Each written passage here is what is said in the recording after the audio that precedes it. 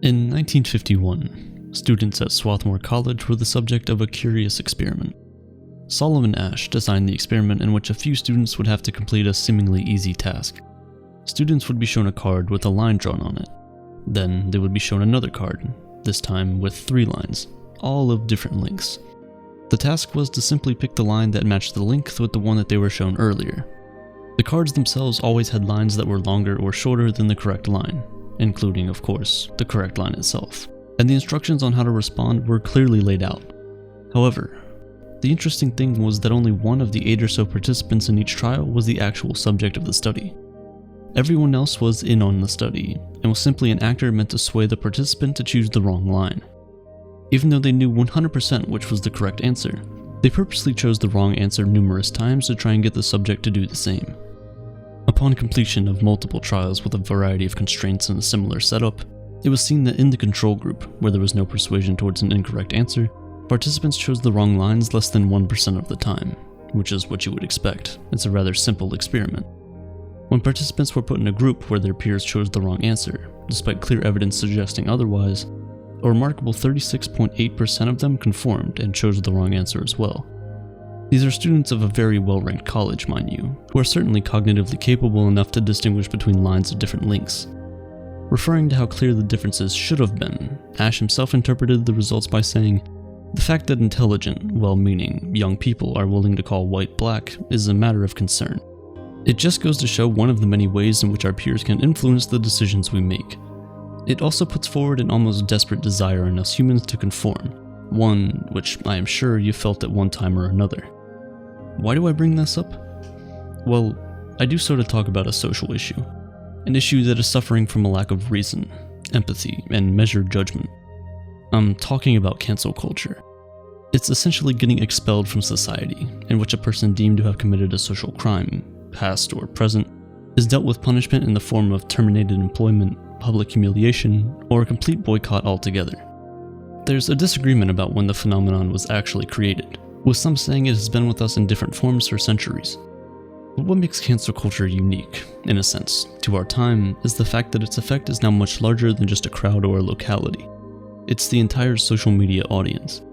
Any news spreads rather quickly on social media, but bad news spreads really quickly, especially when it's about the career-ending tweet of a very famous author, actor, scientist, or what have you. People from pretty much all fields have been forced to embrace cancelhood to some extent. And so, it's fair to say that it is no longer a punishment only for the elites. Take Amelie Wenzel's story, for example. She's a young adult fiction author who was about to debut a 3-book trilogy in 2019. That was until readers of a small private online group discovered that the fictional characters in her fiction novel offended their notion of race relations in the real world. And on came a slew of furious tweets accusing her of being blind to reality, lacking education, as well as many other far worse things.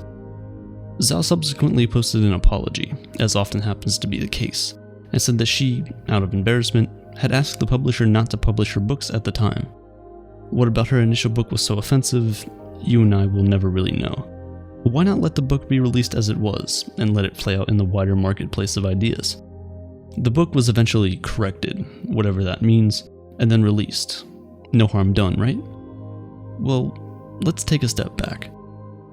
Zhao, who had immigrated to the United States from China, was simply drawing on her perspective on indentured labor and human trafficking, albeit in a fictional setting. Hers certainly had the potential to be a valuable insight into these things, considering they happened in her home country. A Twitter mob had almost rid a female immigrant author of her chance to share her experience. You see, the second version, which she eventually published, was not edited from a creative passion. It was done so out of fear. The fear of being doxxed, the fear of being badmouthed by people who knew nothing about her, the fear of having her career stifled before it even took off, the fear of being cancelled. Well, you could argue that Zhao was never truly cancelled. Her predicament is a prime example of what happens on a daily basis to people who feel pressured not to speak their minds on certain issues. The creative field is perhaps just as impacted as the political one, with TV shows getting cancelled or amended on a regular basis these days, books being pulled from shelves, and even so much more. Think of the famous TV shows of our time. Think about your favorite shows. Revisit them, and consider for one moment how many of them could have been made and released in today's time. Creative decisions are no longer allowed to be as risky, which, as you can imagine, doesn't really help the creative process. The end result is often a product that is dry and one that is compelled to nudge the viewer towards a moral side of his choosing. Conveniently moral or morally convenient? You tell me. There are other forms of cancellation too. For example, the ones where the mob dislikes a particular celebrity or show and goes on to reach out to any and all affiliated companies to try and cancel their affiliation.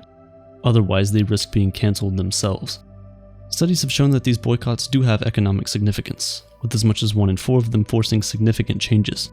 And while that may seem like an example of power that customers hold in a free market setting, which it is, let's think about it for a second.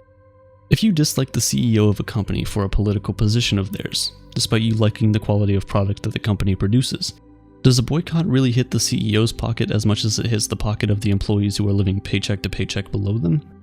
More so, does it improve the product? Who is the practical target of your outrage? Cancel culture is often referred to as a guilty unless proven innocent process, in which the victim is really only let off the hook when there's an overwhelming support of evidence in his or her side. But is that really the case? Forgetting celebrities and big corporations, a much larger victim of this online shaming is the average person. The reason is, these average people have neither the social credit nor the financial capital to come back from a cancellation. These people often find it exceptionally difficult to revive their careers because no employer wants to take on the liability of a cancelled person and face the music of the mob. It's essentially a justice system where no amount of punishment is enough.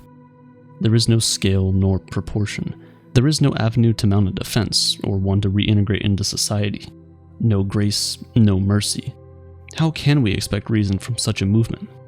Social media certainly worsens the problem. The so-called interactions we have online are devoid of any real human qualities. No eye contact, no facial expression, no tones, no scope for humanizing the person you're talking to or empathizing with their position. There's the aspect of being primed to react a certain way.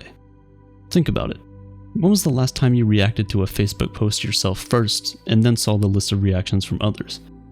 Most of the time, you're primed to react a certain way. Your mind's made up on your behalf before you even think about it.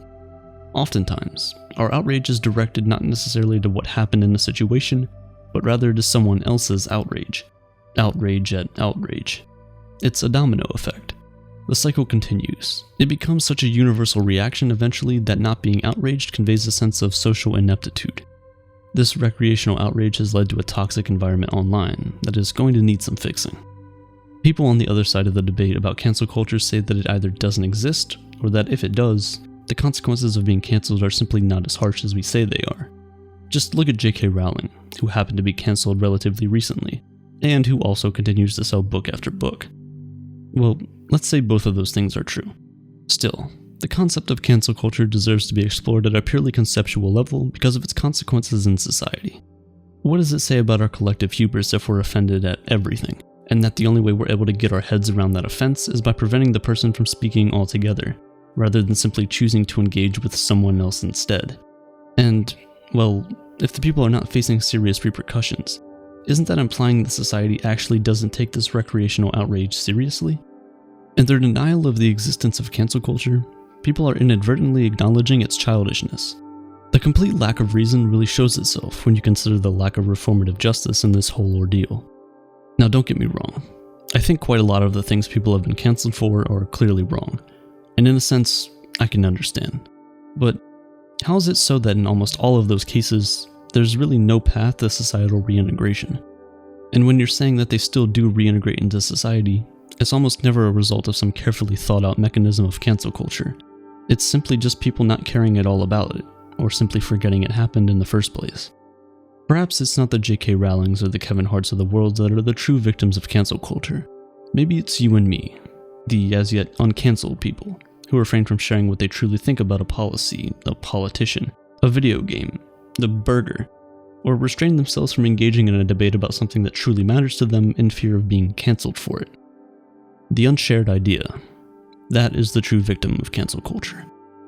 Of course, there's always many sides to an argument, and one of them is that cancel culture has, at the very least, caused us all to pause and reflect. Reflect on the injustices in our society that have been going on for far too long, and be more mindful of the beliefs of other people. You know, on a certain level, the debate against cancel culture is about remaining open to the possibility of being wrong. It's to be able to think that you and I can make some very obvious errors. Obvious errors like choosing the wrong line even when it is clearly shorter or longer, as in the conformity experiment.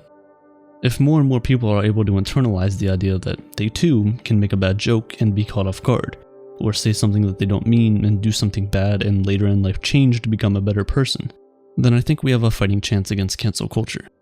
Because the truth is, cancel culture is not a problem that only affects one part of society. As more and more of our lives happen online, cancel culture can come for you too. It can come for all of us.